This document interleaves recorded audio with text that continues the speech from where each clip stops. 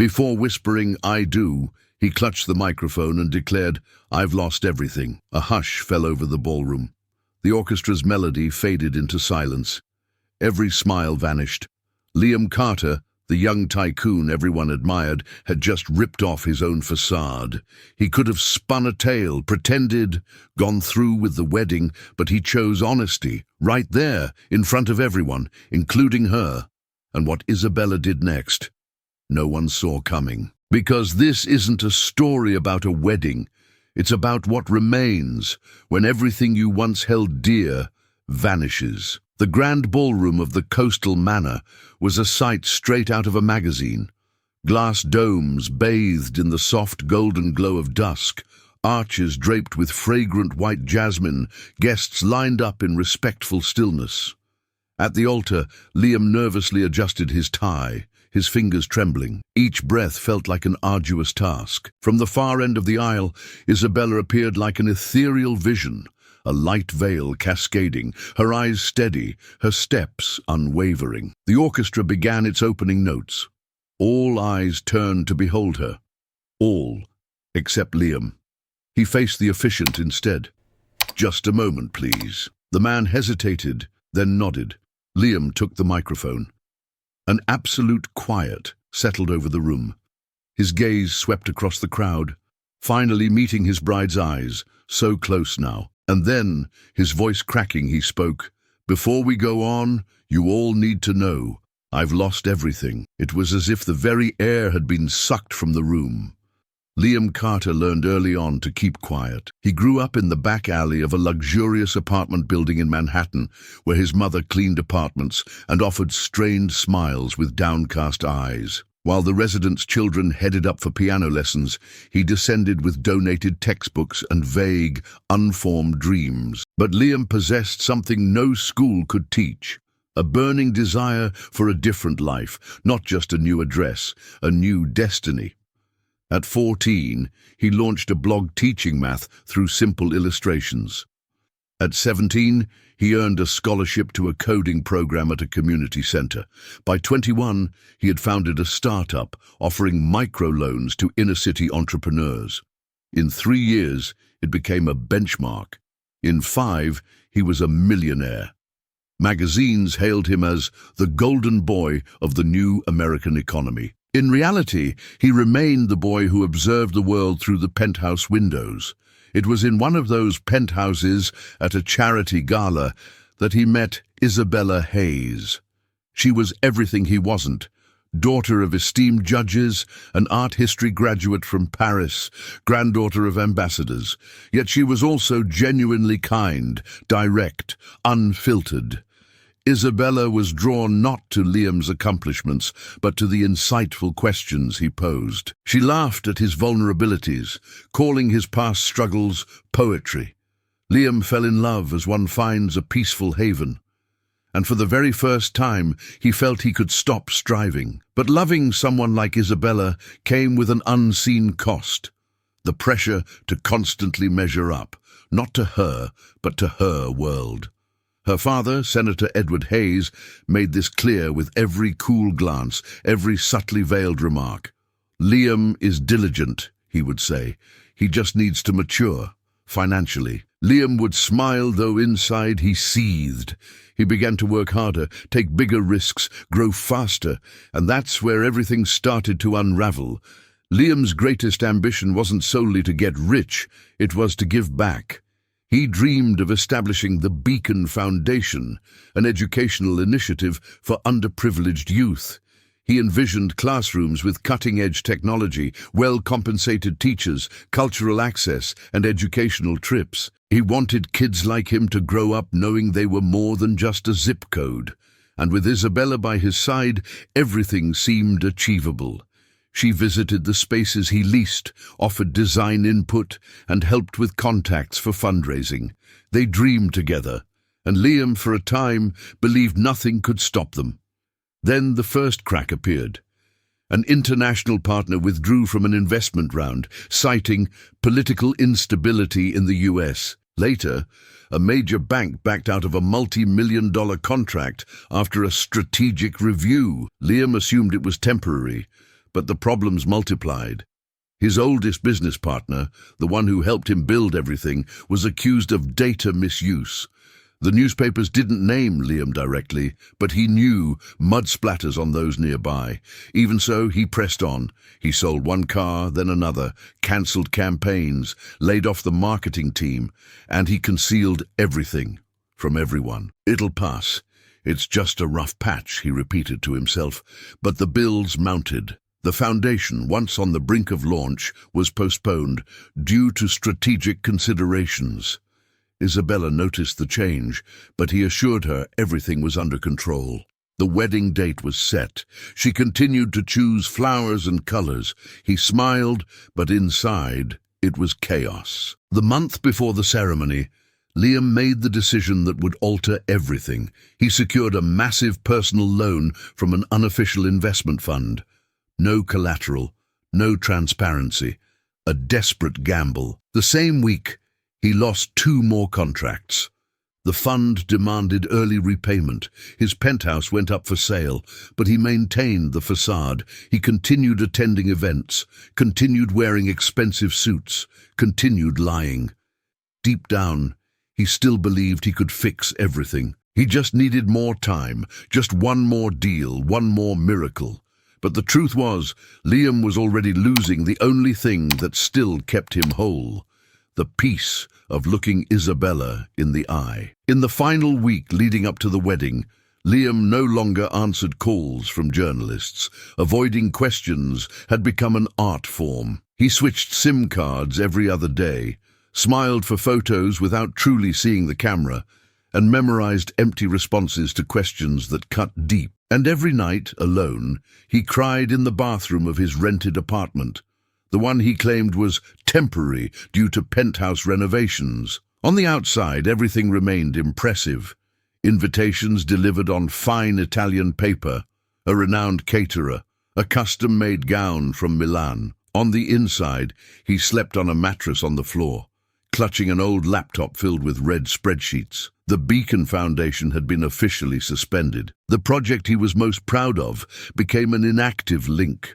Liam deleted the promotional post and told himself it was temporary. When he met Edward Hayes, his future father-in-law, days before the wedding, the man squeezed his hand with a wry smile. "I hope you're ready for what you're about to take on."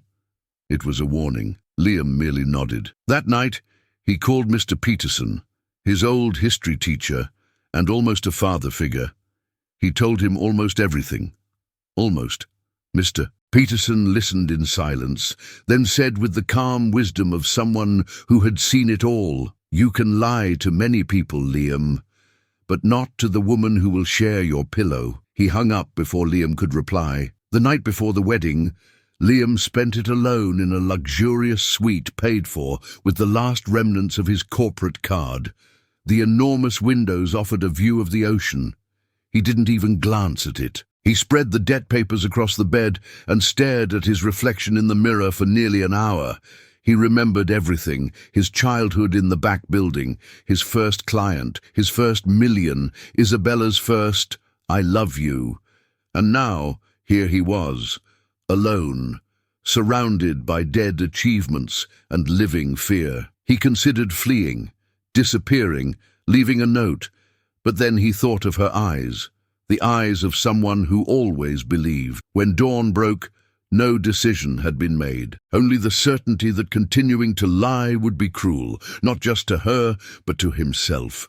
He put on his suit, swallowed his coffee, arrived at the venue before everyone else. He smiled, but he was pale. His hands were sweating. When the ceremony began, Liam barely heard the instruments. His skin tingled, and then she appeared. Isabella walked calmly. The late afternoon light cast a golden outline around her veil. She smiled, not for the audience, but for him. She smiled with confidence, with love. And that's when everything inside Liam shattered, because in that instant he realized marrying her without telling the truth would be destroying her. It would be betraying the only thing that was still real. So he took a deep breath, touched the officiant's shoulder, picked up the microphone, and said, "Before we continue, I need to tell you something." Everyone froze. The musicians, the waiters, the parents. Isabella stopped walking. Her eyes, now fixed on his, were static. "I've lost everything. The company, the money, the contracts, the foundation, everything. I'm bankrupt, and I have debts I don't even know if I can pay." There was a silence so thick it felt liquid. Isabella didn't move. The audience shifted uncomfortably. A whisper here, another there. Her father clenched his fists. Liam then lowered the microphone. He looked at her and said, just for her, "I'm sorry. I never meant to deceive you. I was afraid of losing you." The confession was out. The ballroom, motionless, and he, for the first time in months, truly breathed. Have you ever faced the choice between speaking the truth and losing everything you cherish? Have you ever felt that honesty could cost you someone's love? If this scene resonated with you in any way, comment yes below. Sometimes a simple comment can show another person they're not alone. And that can make all the difference. The ceremony was called off. The guests dispersed like mourners leaving a funeral. But Isabella didn't cry. She didn't scream. She simply sat in the armchair of the bridal suite, still in her wedding dress, staring at her own reflection. Her mascara-laden lashes didn't blink.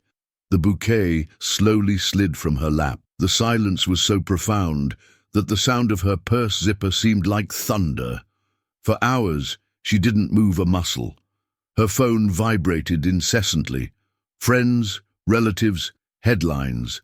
Her mother entered the room, held her hand, tried to say something.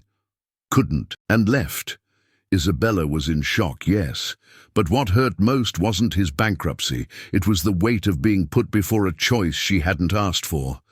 In the eyes of the world, she was now the woman who could escape ruin. But deep down, a question silently hammered. What if the truth is the most valuable thing left? She remembered her first night with Liam, not the elegant dinner, but the stroll through Greenwich Village when he pointed to a graffiti mural and spoke as if it were poetry. She remembered the time he listened for hours as she talked about the guilt of having perfect parents, the way he always made her feel seen. Liam wasn't just the brilliant entrepreneur from the magazines. He was the only one who saw something in her beyond her last name. And now, he had trusted her enough to fall apart in front of everyone. Without guarantees, without games, without protection. That wasn't cowardice, it was courage, the most brutal kind there is. Isabella didn't know if she still wanted to marry him, but she knew she didn't want to decide based on others' pride. And for the first time that day, she took a deep breath, and she knew she needed to see him, not as a bride, as a woman. As someone who was still deciding but wanted to decide with her heart. 3 days later, Liam was back in the neighborhood where he grew up. Mr. Peterson opened the door of his small brownstone with a quick hug and a neatly made bed. "No luxury here, but there's hot coffee and people who speak the truth." Liam nodded. His shoulders slumped, his spirit still shrunken. That first week, he didn't take off his suit, as if the expensive clothing was his last armor against failure. But he soon realized that no one there cared about that. He began assisting Mr. Peterson at the local community school, where the teacher tutored teenagers at risk of dropping out. On the first day, Liam was silent. On the second, he answered a question. On the third, he gave an impromptu lesson on compound interest using cookie packages. For the first time in months, someone looked him in the eye and said, "Thanks, man, I get it now." At night, he wrote short reflections on what he'd learned. He posted anonymously on a blog he created with a simple name, After the Fall. On the second Saturday after the interrupted wedding, Isabella sent a letter. Yes, a real, handwritten letter. It read, "I'm still confused, I'm still hurting, but I'm thinking of you, not for what you lost, but for what you had the courage to do. I promise you nothing now. I just want you to know I haven't left." Liam read the letter 5 times. He folded it carefully and placed it in the nightstand drawer. He took a deep breath. Maybe she wouldn't come back, but that gesture, that opening, was light enough to keep trying. The following week, he was invited to speak at a technical school about real entrepreneurship. He refused at first, but then he wrote the first draft of what would become his lecture. Success isn't what you build, but what you don't lose when everything crumbles. He still trembled, still doubted himself, but he was beginning to remember who he was before the numbers. And that was a start. In the third week, Liam's inbox filled up again, not with invitations, but with demands. The investment firm from whom he'd taken the informal loan threatened legal action. His name began circulating on financial gossip blogs. Former millionaire Liam Carter reappears at public school. It was as if every honest step became fuel for mockery. An old corporate acquaintance, Marissa, now a director at a burgeoning fintech company, approached him with a tempting proposal. "We'll clear your name. Use your story for a comeback campaign. You'll join as a minority partner." "It's marketing, Liam," he hesitated. "And what do I need to do?" She smiled. "Nothing, just don't talk about your mistakes. The public loves comebacks as long as they seem perfect." Liam thanked her, but didn't respond. That night, Isabella called. After weeks without hearing her voice, he could barely speak. "Are you going to accept?" she asked direct. He swallowed hard. "I don't know. If you hide what you've been through again, it'll be like erasing everything, even the part that truly made me admire you." The silence between them was painful. He didn't answer. She didn't press him either. The next morning, Liam woke earlier than usual. He went to the beach, sat on the cold sand, and stared at the ocean as if awaiting an answer. There, alone, he wrote with his fingers in the sand, "No mask." He returned home, officially declined Marissa's offer. He published a post on his blog titled, "I lied because I was afraid. No filters, no defenses." 2 hours later, the post went viral among small business owners. Nothing grand, nothing that would pay his debts, but something alive, true. At the end of the day, Isabella sent a short message. I read it. That was all. But he understood. She was seeing, still, and even with all the uncertainties, he too was beginning to see himself. 2 months later, Liam climbed the stairs of a small community center in Brooklyn, where he had been invited to give a talk. The auditorium had only 70 seats. The plastic chairs creaked, the lighting flickered, but it was the first time he would speak publicly since his collapse. Mr. Peterson waited for him in the front row. "Remember, you're not here to impress anyone. You're here to tell the truth the world keeps trying to hide." Liam offered a wry smile. "What if no one comes? You come, and that's enough." The auditorium slowly filled. Students, teachers, ordinary folks, a journalist or two. The topic of the lecture: failing and continuing, what no one tells you about starting over. Liam walked onto the stage without slides, without videos, with nothing prepared beyond his own story. "My name is Liam Carter. I once had $1 million in my account. Today, I'm not sure if I have enough to pay for lunch." People laughed, tensely.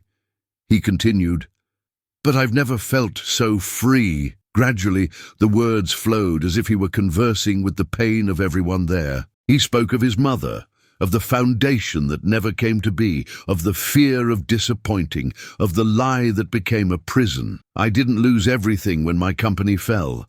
I lost everything when I started pretending it wasn't falling." The applause at the end wasn't explosive. It was silent and intense, like those who respect more than they applaud. When he stepped off the stage, Liam just wanted to breathe. That's when he heard a voice behind him. "You forgot to say you also had courage." He turned. Isabella was there. Simple dress, no makeup, her eyes glistening. "I thought you wouldn't come." "I thought so too," she replied. They looked at each other for long seconds. Then she said, "I didn't come for the perfect Liam. I came for the Liam who had the courage to shatter in front of everyone, including me." He tried to say something, but she interrupted him. "I don't know what will become of us. Me neither. But I know what I want to try to be.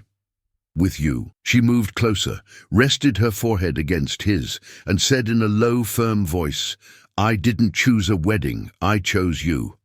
and I still choose you. In that moment, the world didn't become perfect again, but for the first time in a very long time, it was real. Liam and Isabella didn't have a grand wedding. There was no altar, no bouquet, no gift registry. They rented a small house in upstate New York with plain walls, a hammock on the porch, and a stove that took time to light. No contracts, no promises, just a silent agreement to be true to each other and to themselves. Liam began mentoring young people from underserved communities who wanted to start businesses, but without promising miracles. He spoke about risk, fear, emotional debt, and about the value of falling without losing what truly matters. Isabella returned to painting. She sold her first canvases at a local art fair. Every stroke was a scar transformed into color. They still had debts. They still dealt with judging glances. But they were building a life where no one had to pretend anymore. And the lesson Liam learned, and one that might speak to you too, is simple and stark. Sometimes the fall doesn't destroy. It reveals what is fragile, what was merely appearance, and what remains even when everything else is gone. Because in the end, real love isn't born from success. It's born from the space that truth carves out when we have the courage to stop performing. And perhaps you too are at a point where everything seems to have collapsed. But if there's still someone who sees who you are, even among the rubble, then perhaps you haven't lost everything. If this story touched you, if at any moment you felt a connection to it, leave a like. This shows that real stories like this one still matter. And I really want to hear from you. Tell me in the comments below, what city or country are you watching from? It's incredible to see how far these stories can reach. If you believe in the power of truth, imperfect love, and second chances, subscribe to the channel. There are many powerful stories coming, and every new subscription gives me the strength to continue. And now, don't go yet. Choose one of the two stories I've left on the screen here. I'll see you in the next video.